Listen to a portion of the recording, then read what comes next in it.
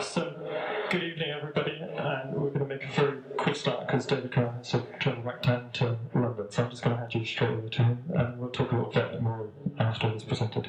Great. Thank you very much.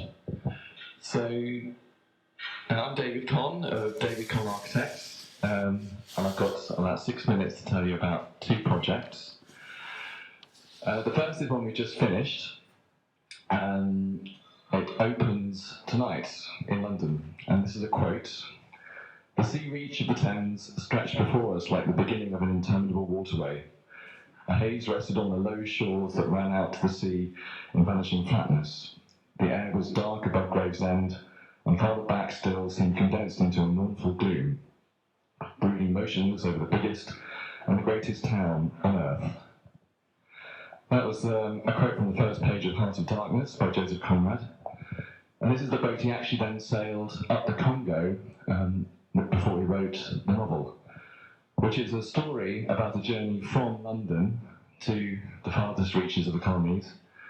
It's a story narrated on the banks of the Thames, and so that boat was called Roi de Belge, and this is our Roi de Belge, which was installed in December, and the first guests stay tonight. And this is another house by Living Architecture that we designed in collaboration with Fiona Banner. It's on the roof for a year, and so the bottom part, you arrive across the roof to South Bank Centre. You can just see Big Ben on the left there. There's a bathroom, and then there's a galley kitchen, and then there's a bedroom, and then there's a panoramic view of London that stretches from the Palace of Westminster round to St Paul's. And above is a library with all the works of Joseph Conrad, and what you can't quite see here is it almost sits on the water of the bridge below. And this is a place where the brief asked that visitors would be able to kind of consider their relationship to London and the wider world. And so we felt that a boat that was kind of a literal means of travel, but also through these stories, a kind of metaphorical journey, was a suitable solution. And this is the interior, which has this kind of, it appears as one thing from the outside, it's several small rooms on the inside. So this is the galley kitchen, which has screens that slide back to reveal the view. As I said, this is about 220-degree view of London. And there's another library below, which has books of architecture, books about London.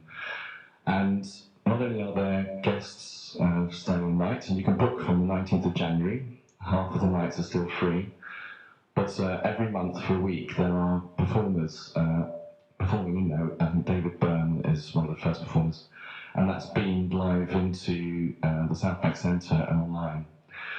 And there's also clues to the story about the Roi de Belge. This is a cabinet, a bit like a Sir John Soane's museum, that has drawings of the River Thames, the River Congo, and you're also encouraged to fill out a logbook, which has all of the categories for a conventional journey. So you fill in the course you're taking, the weather conditions, any remarks, and I guess as the year goes by, this will become some kind of compendium of everyone's experiences abroad.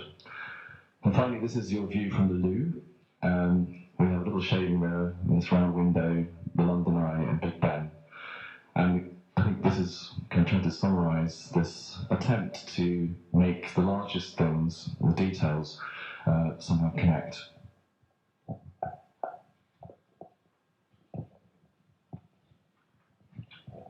The second project is in Haveringland, so up the road, about 45 minutes from here. It's also about travel, but it's really about travel from London.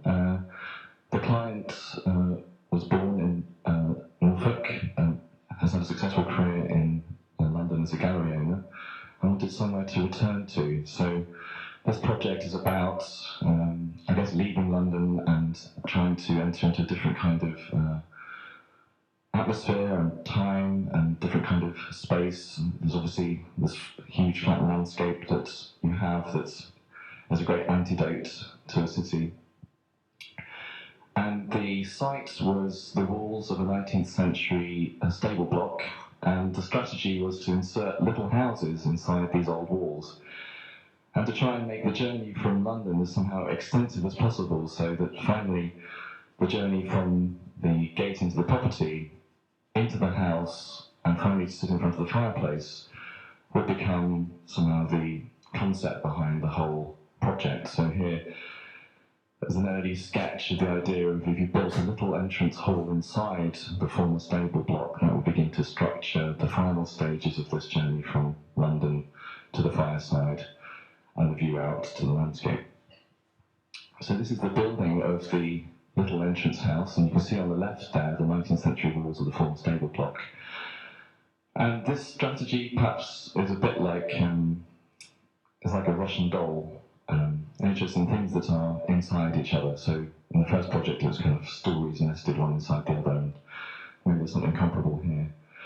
And then this is the final house, and these are the kind of stable doors swung open, and you go in and into the left to the main living hall, which is quite a tent-like structure, and then to the right into the bedrooms. So this is Stuart. That's looking back at this little entrance building, and so he goes here in order to somehow live differently to being in London. And the key thing is, I suppose, a connection to nature that one can't really enjoy to the same degree in the city.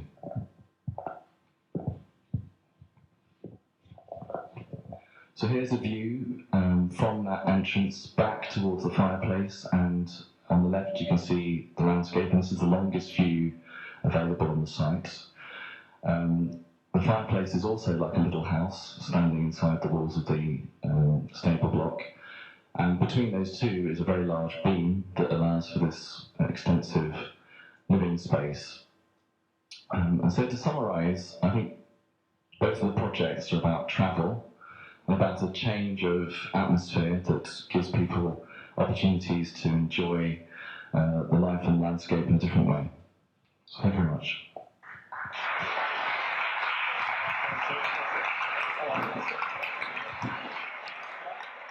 I think apparently I can answer one question before I have to then go and jump on a train back to London. Does anyone have a question? That makes it easy. On the 19th of January, you go online.